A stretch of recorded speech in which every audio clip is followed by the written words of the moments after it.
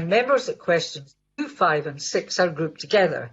If a member wishes to request a supplementary question, they should indicate that by putting R in the chat function at the time that question is being asked. That's except for those which are grouped together. Then you put your R in for the supplementary after I've taken that group. Question number 1, Miles Briggs. Discussions ministers have had regarding reported concerns related to the underfunding of the City of Edinburgh Council. We missed a little bit out at the beginning, but it was just to ask the Scottish Government. Minister. Ministers have been in regular and ongoing dialogue with COSLA and individual local authorities since the COVID-19 crisis began. I and my colleagues appreciate the range of challenges and pressures facing all local authorities at this time, including the City of Edinburgh Council, and are working in partnership with COSLA.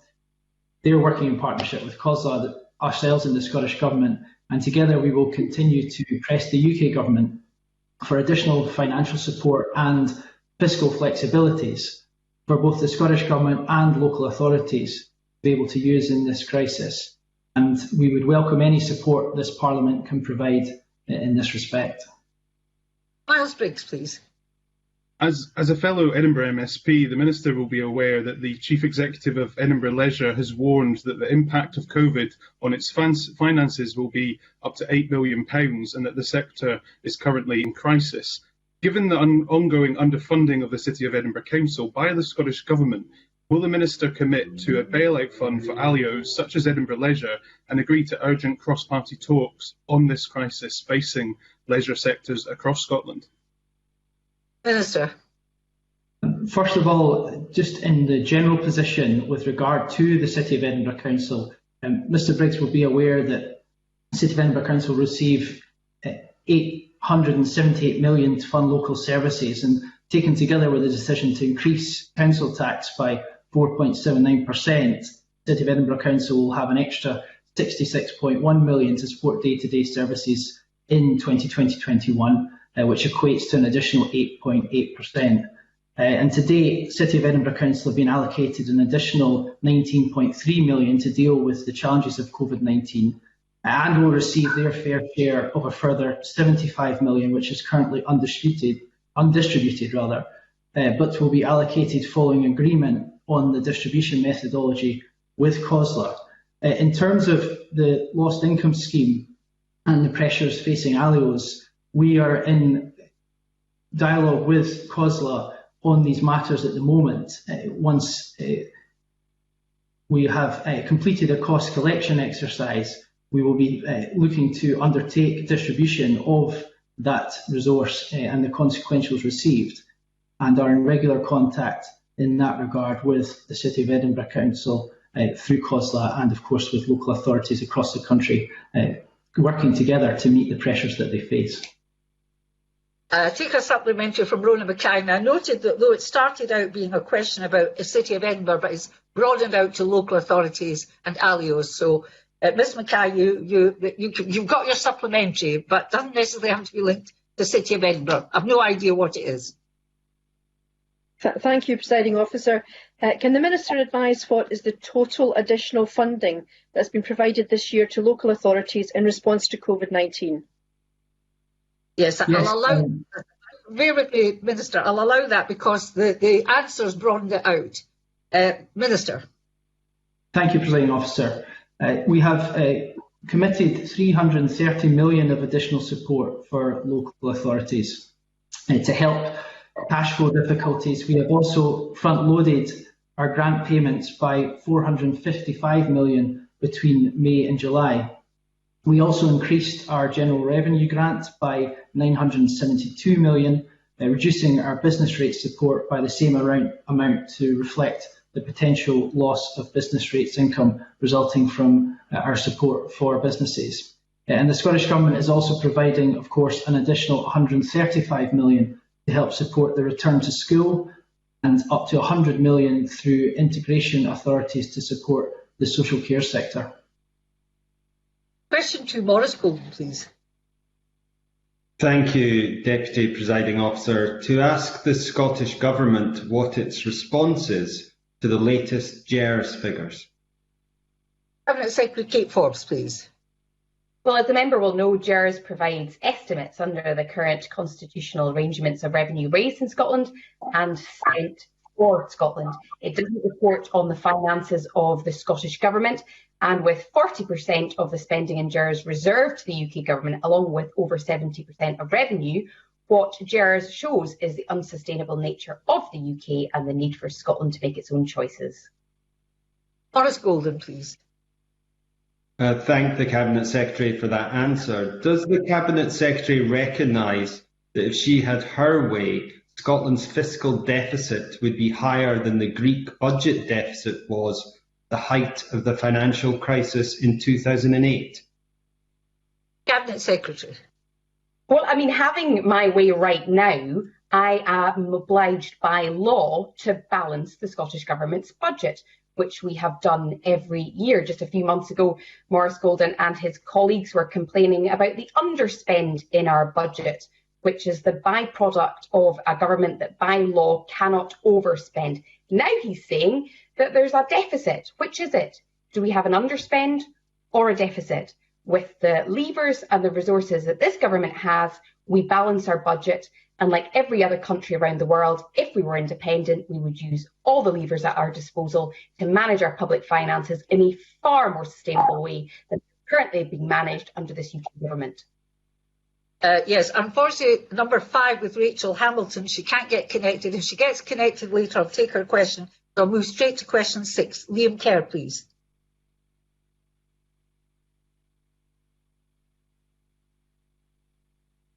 Liam Kerr, come in. Thank you, Deputy Presiding Officer. I was waiting for the microphone to come. To ask the Scottish Government whether it remains committed to publishing an alternative to the annual GERS report.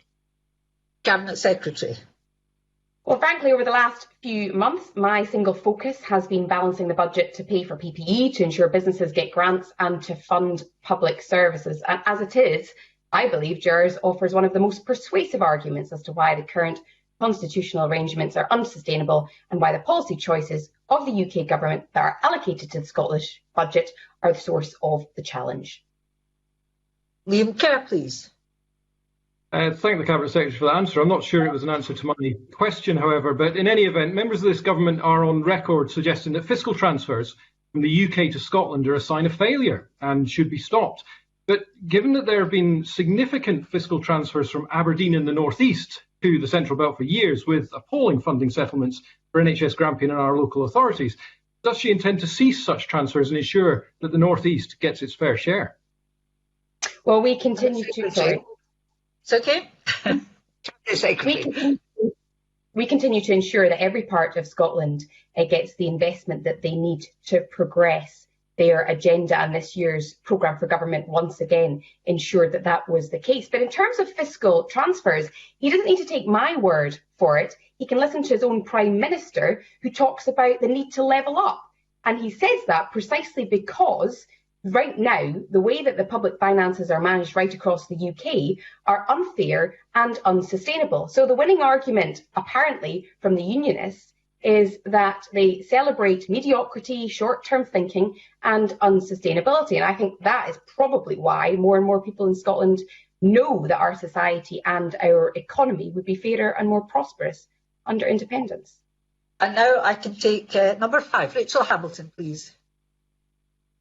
Scottish Government what its response is to the level of deficit recorded by the latest GERS figures. Cabinet Secretary. Well, as I've already said, 40% of spend, 70% of revenue, and all the major fiscal levers are reserved. So if Rachel Hamilton has any concerns about the GERS figures, I'd suggest she take them up with her counterparts in the UK government. Rachel Hamilton, please. Cabinet Secretary, your argument for EU membership is deeply flawed and your party is misleading the public. To achieve an acceptable fiscal deficit of 3% or below, the Scottish Government will have to raise taxes or cut public spending. How many years of financial hardship are the SNP willing to inflict on the poorest people in Scotland in order to achieve independence and take us straight back into the hands of Brussels? Cabinet Secretary. Of course, the irony in that question is that Rachel Hamilton is part of a party that has inflicted 10 years of cuts to public spending under this UK government.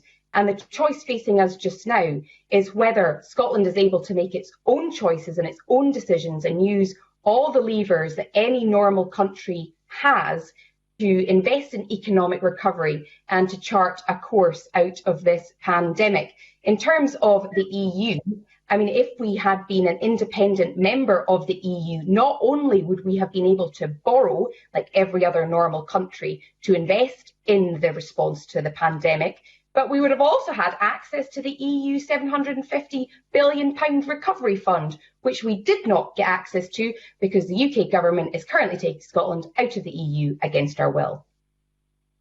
Supplementary from Jackie Bailey, please. The Cabinet Secretary will be aware that the SNP's Growth Commission said that the deficit should be reduced to 3%. Now, given that she was a member of the Growth Commission, I take it she still agrees with that figure, and if so, that would mean cuts in expenditure of over £1,800 per person. What public services will she therefore have to cut? Cabinet Secretary. Well, as Jackie Bailey was obviously an avid reader of the Growth Commission, she'll also know that the Growth Commission charted a course in terms of how we would increase our public spending whilst also managing our public finance in a more sustainable way. Now, I understand that politicians across the unionist parties will look to GERS and make certain arguments. But that is to celebrate mediocrity. It is to celebrate short-term thinking. There are different ways of managing our public finances. Every other country around the world is, as a result of the unusual circumstances of the pandemic, developing and growing a deficit. None of them are rethinking their independence. What they are doing is using the levers at their disposal to manage it, as Scotland would have to in the event of independence. Question 3, Jamie Halcrow-Johnson, please. To ask the Scottish Government what analysis the Finance Secretary has made of the fiscal sustainability of Scotland's universities and colleges.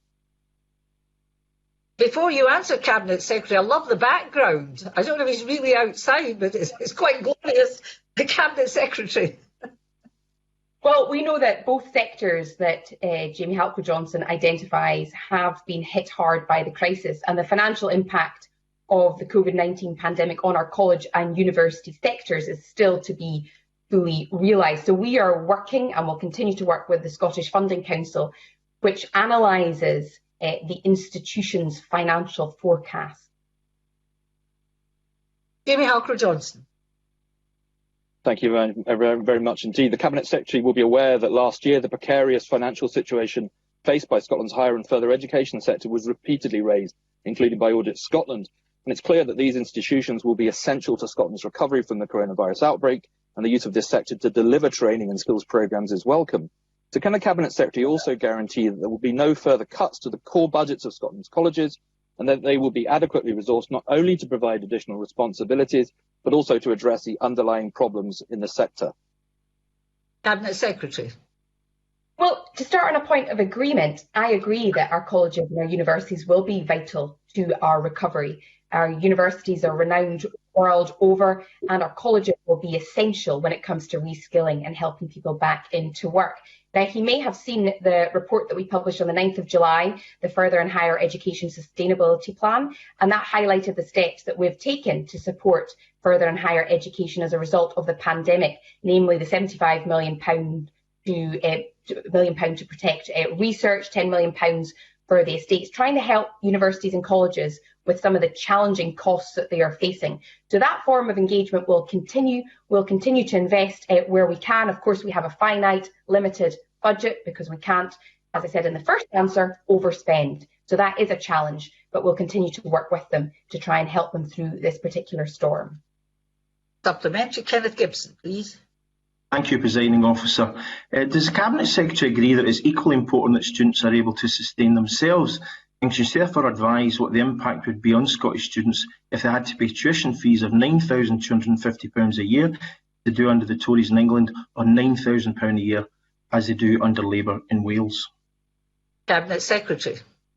Well, yes, I do agree. And as Kenny Gibson will be aware, the Scottish Government is still committed to free tuition, and we believe that access to education should be based on the ability to learn and not the ability to pay. And that commitment ensures that Scottish students studying in Scotland don't incur the additional loan debt of up to £27,000 incurred by students elsewhere. And as a result, they continue to have the lowest average loan balance in the UK, and we will ensure that this year we continue to support students going on to university. Thank you. Question 4, Bob Doris. Thank you, Presiding Officer. To ask the Scottish Government how it will use its tax raising powers to generate additional income in the coming year. Cabinet Secretary. Well, we've got a strong track record of using devolved tax powers to deliver a fairer and a more progressive system to protect lower and middle income taxpayers, to support first-time buyers and to raise additional revenue to support Scotland's vital public service. We've acted quickly through the pandemic. Part of the COVID response, we provided businesses with a support package. We introduced non-domestic rates reliefs, and we increased the LBTT threshold to support the housing market. Of course, as the member will know, any change to tax policy is usually announced at the budget, other than in exceptional circumstances. Doris, please. Presiding Officer, between 2012 and 2015, it was reported that the Scottish Government generated £95 million from a public health supplement, essentially a tax on the largest supermarkets who sell both alcohol and tobacco. It is clear that in relative terms, the largest supermarkets have done very well compared to other parts of the economy during COVID-19. Can I ask the Scottish Government to consider bringing back such a tax and using money generated to support youth and other community services across our communities with clear activities with clear health benefits at a time where both council and Scottish Government budgets are particularly overstretched? Cabinet Secretary. Well, as I mentioned, obviously any changes to tax policy is usually announced at the budget. But that said, I'm very keen to hear from others how we can support our public services and Scotland's recovery from the pandemic. So I am trying to take an open and a consultative approach to the development of our tax policy. And actually just today, 10 a.m, I believe, I launched a consultation on the role of devolved taxes in the fiscal framework in supporting Scotland's economic recovery. So I'd suggest Bob Doris and others feed into that. In terms of the specific request, obviously a number of those same businesses will currently pay the large business supplement, but I will keep the non-domestic rate system, including all the supplements and the reliefs, under regular review to ensure that it does support businesses and communities across Scotland, particularly as we come out of the pandemic. Question 7, Bill Kidd. Thank you, Presiding Officer. Am I there? Yes, I am. Thank you, Presiding Officer. To ask the Scottish Government what financial support it has allocated to help protect and lift families out of food poverty and extreme poverty. Cabinet Secretary, please. Well, last year we spent around £1.4 billion supporting low-income households, including over £100 million just to mitigate the impact of UK government welfare cuts. But in response to the pandemic, we've gone well beyond our original £70 million food fund commitment introduced in March, investing over £110 million on tackling food insecurity and supporting people during this hugely difficult time, and ensuring free school meals were maintained over the Easter and the summer breaks for over 100,000 pupils. So we've more than doubled the Scottish Welfare Fund, and applications will soon open for the new Scottish Child Payment, showing our commitment to tackling child poverty head on. Bill Kidd. I thank the Cabinet Secretary very much for that reply.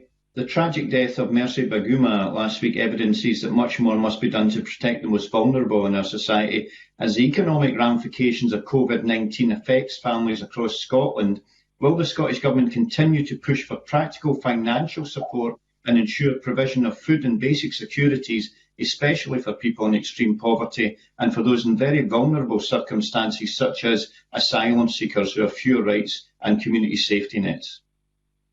Cabinet Secretary, please.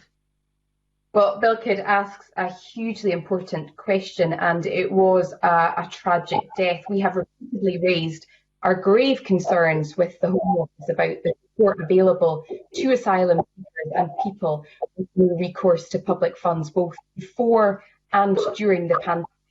Home Office must stand by commitments made by the Home Secretary to the Home Affairs Select Committee that it will provide the right kind of support for asylum seekers in terms of accommodation and financial provision at this time. New sources of Scottish Government funding, including the Food Fund, Supporting Communities Fund, Hardship Fund, can be used by local authorities and other partners to support people with no recourse to public funds.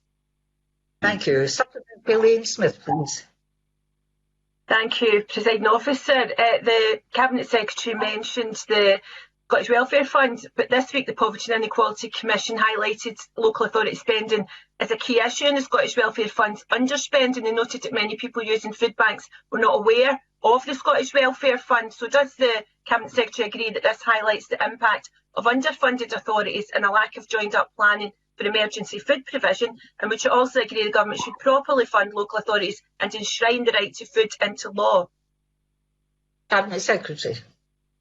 Well, having just listed a number of initiatives and schemes that we've delivered through the pandemic in partnership with local authorities, I think that partnership approach that she identifies is very important. In terms of the funding, we try to ensure that every penny we have at our disposal goes to those who need it most, either through local authorities or through things in other ways, and through the Scottish Welfare Fund. There may be a point that she picks up on around awareness and how we raise awareness of these sources of support.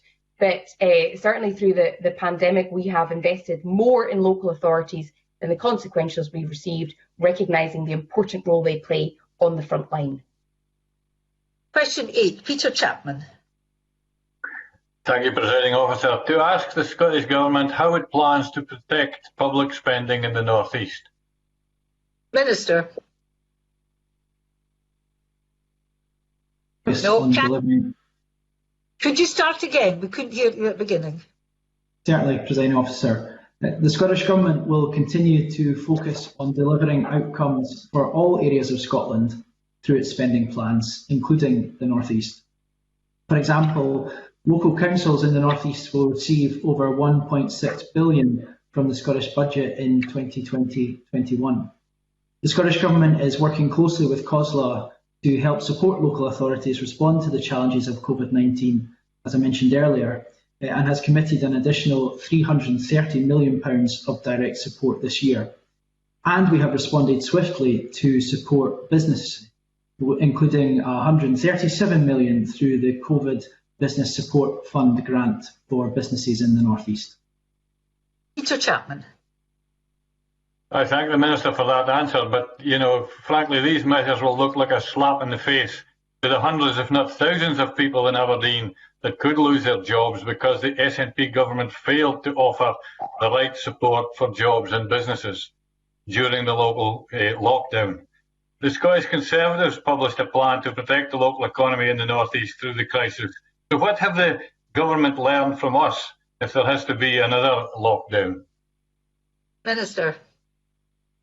Well, we are all learning at the moment in terms of how to best tackle the challenges of COVID-19 across how we all respond as public servants. But in terms of the Aberdeen localised lockdown, businesses in Aberdeen have already received £32 million of grant support from the Scottish Government, and of course an additional fund of £1 million for business support was announced on the 19th of August. And that fund was delivered and has been delivered by Aberdeen City Council to provide grants of up to 1,500 to hospitality businesses that were affected.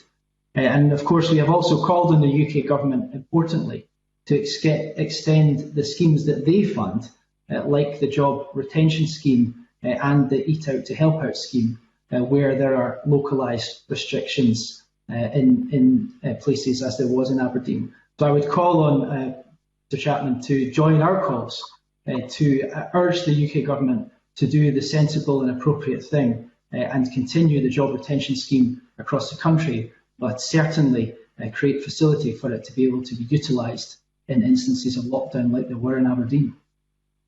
A supplementary, Maureen Watt, please. Thank you, Presiding Officer. I'm still waiting for my reply from Rishi Sunak on that particular point, but can the Minister advise what funding is provided to support innovation and attract investment into the North East? Cabinet Secretary. Thank you, Presiding Officer. Supporting innovation and attracting investment is vital at all times, and particularly at the moment. And the Scottish Government supports innovation and investment across all of Scotland. Particular measures in the North East include our funding of £125 million for the Aberdeen City Region deal, supporting Aberdeen's position as a global oil and gas hub. We have created a new £62 million energy transition fund to accelerate our progress in moving Scotland towards a net zero society. And over the last 3 years, Scottish Development International has helped secure 39 inward investment projects for Aberdeen City and Aberdeenshire, creating or safeguarding over 2,600 jobs. Well, thank you very much. That concludes questions in the portfolio on finance, and I close this meeting of Parliament. Thank you all.